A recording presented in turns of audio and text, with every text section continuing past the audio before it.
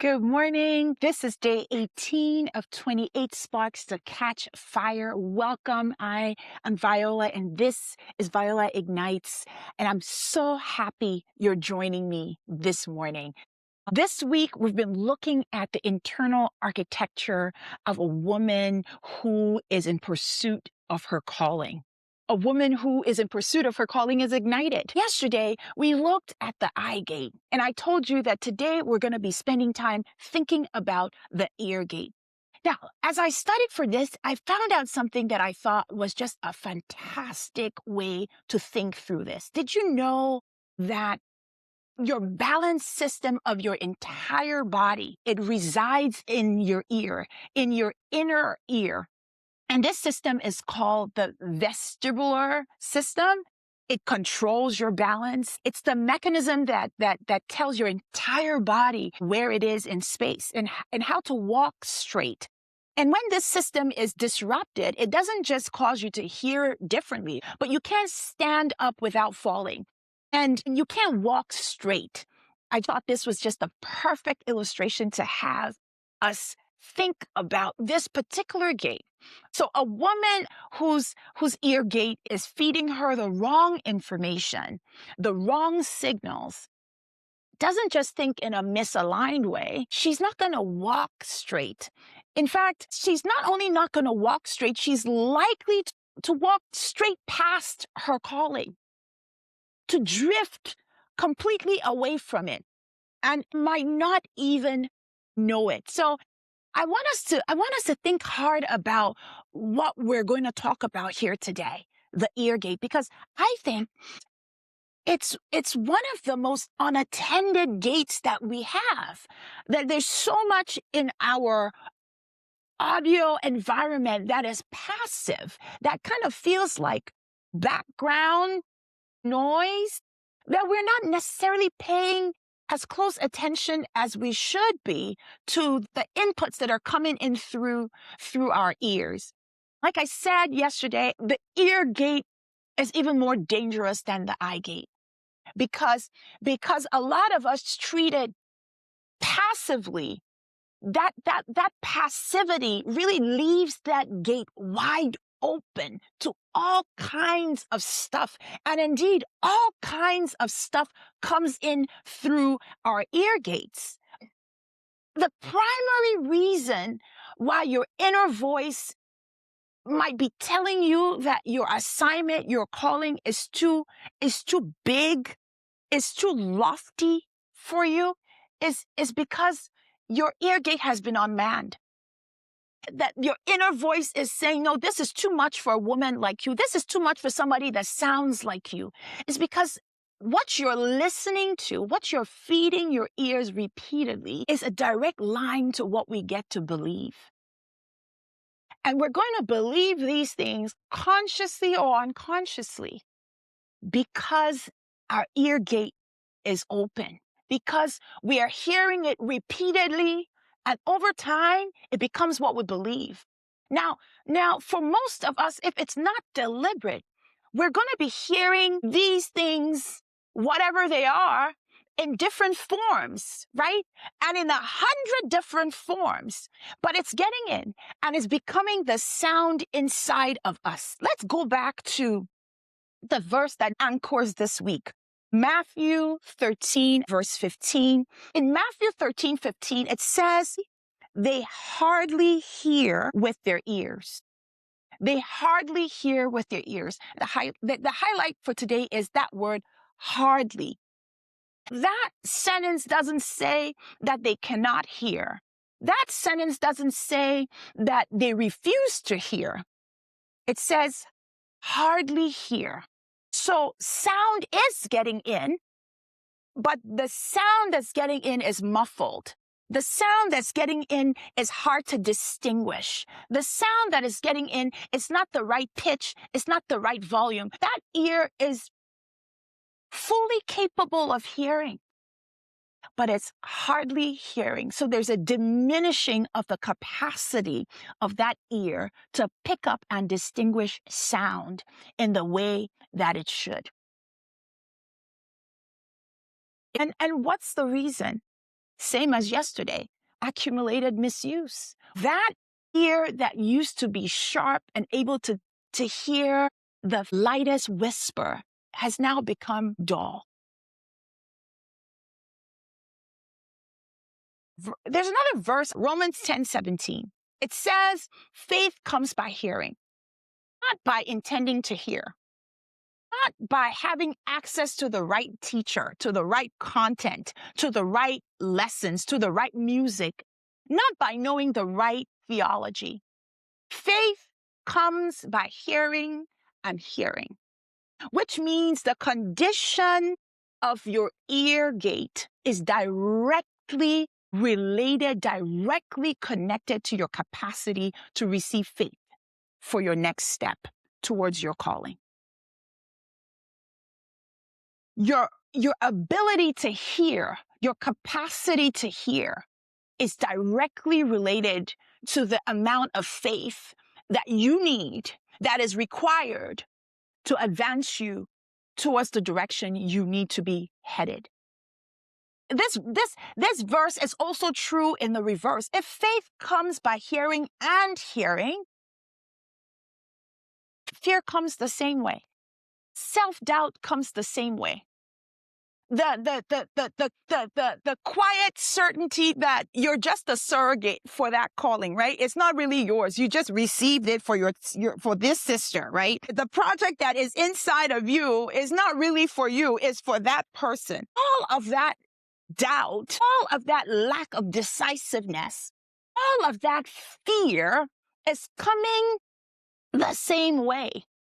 It's coming by hearing and hearing and hearing and hearing. And if your ear gate is unattended, if your ear gate is unmanned, if you're not deliberate and intentional about making sure that what comes in is something that has been approved, as something that has a visa, is something that has permission to come in, well, what are you letting in?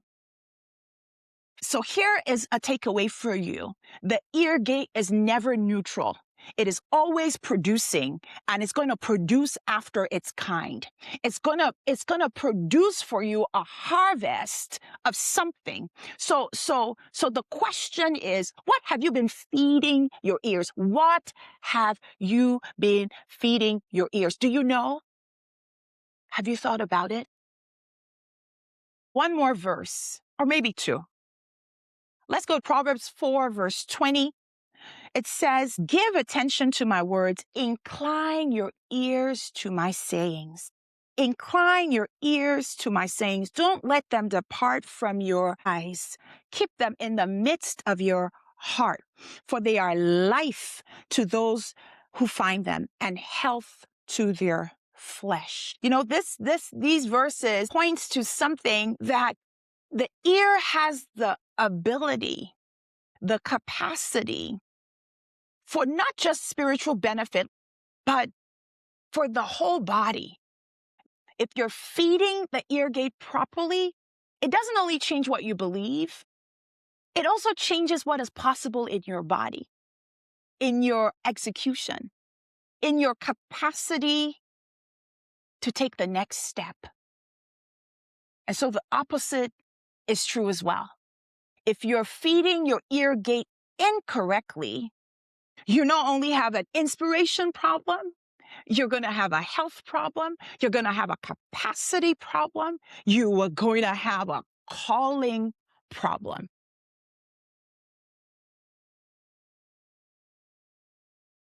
I keep saying I'm going to give one more verse, and I think of two. So another verse for you. Another verse. I want us to reframe something. 2 Timothy 4, verse 3.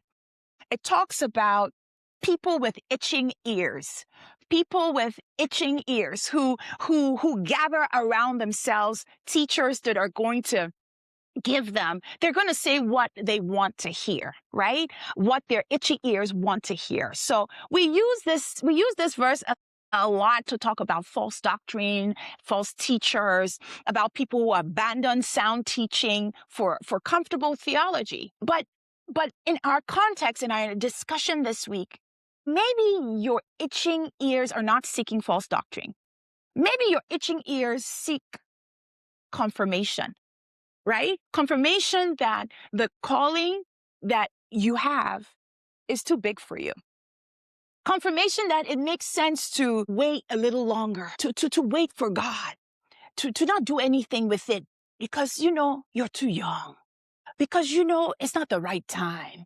Because there's a time for everything and this is not it. Maybe your itchy ears are looking for confirmation that the gap between where you are and where you're going is so vast, is so wide that you can make that leap with the little you have, right? That the talent is too small to move you from where you are to where you're going. It's just what you have is just not enough. Maybe that's the kind of confirmation your itchy ears look for.